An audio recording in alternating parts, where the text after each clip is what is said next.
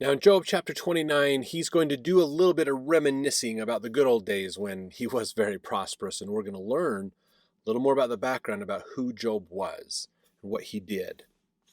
Okay, so verse 1, moreover, Job continued his parable and said, Oh, that I were as in months past, as in the days when God preserved me, when his candle shined upon my head, and when by his light I walked through darkness. As I was in the days of my youth, when the secret of God was upon my tabernacle, as when the Almighty was yet with me, when my children were about me, when I washed my steps with butter, and the rock poured me out rivers of oil, when I went out to the gate through the city, when I prepared my seat in the street.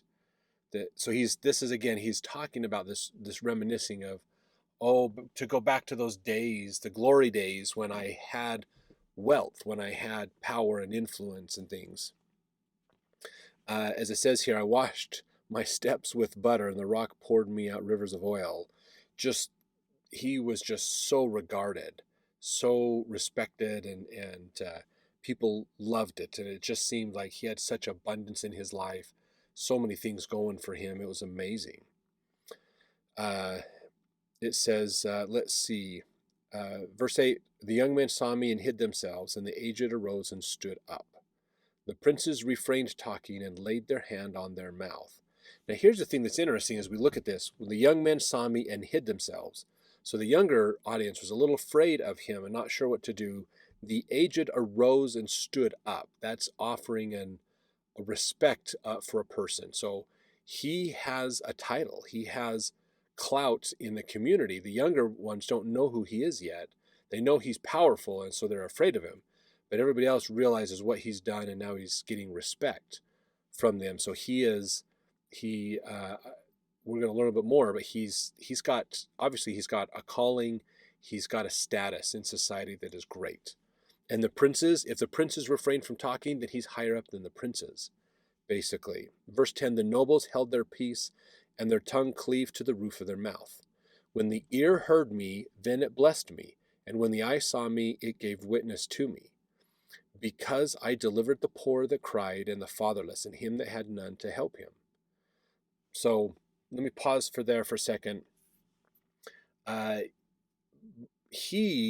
Job, according to this, appears to have been a king among these people. He was a king, and he was a pretty benevolent king from what it sounds like as well. People honored him and respected him and revered him. Not afraid of him necessarily. Some of the younger ones were a little bit, but the people really looked up to him, as it says there in verse 12, I delivered the poor that cried, and the fatherless and him that had none to help him. So he's helping people. He is giving of his resources to others. He's got a lot of wealth and success, and he's blessing the lives of others with it. Verse 13, the blessing of him that was ready to perish came upon me, and I caused the widow's heart to sing for joy. I put on righteousness, and it clothed me. My judgment was as a robe and a diadem. I was eyes to the blind, and feet was I to the lame. So he did his best to be righteous himself, and he carried himself in a way with that righteousness and shared that with others and exemplified righteousness through his actions. He helped people. If you were blind, he would guide you and help you. He was your eyes. If you were lame, he would help you to walk. So he probably literally did that for some people, but even in a more metaphorical standpoint, he helped people through their weaknesses and their challenges, basically. Verse 16, I was father to the poor, and the cause which I knew not I searched out. So he was helping the poor people. He was doing things to look over them, to protect them, to help them in their situations like a father would. Verse 17, and I brake the jaws of the wicked and plucked the spoil out of his teeth. Now what this is talking about here, of course, is when people were being robbed, like the poor were being robbed, he would go after them, not literally him, but he would send people after them to take back the spoils, to take back what they had stolen and give it back to the rightful owners and bring the wicked to justice, basically.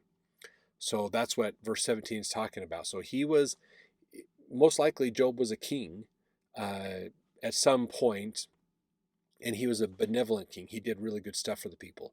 He helped them out. He made sure that everybody was taken care of.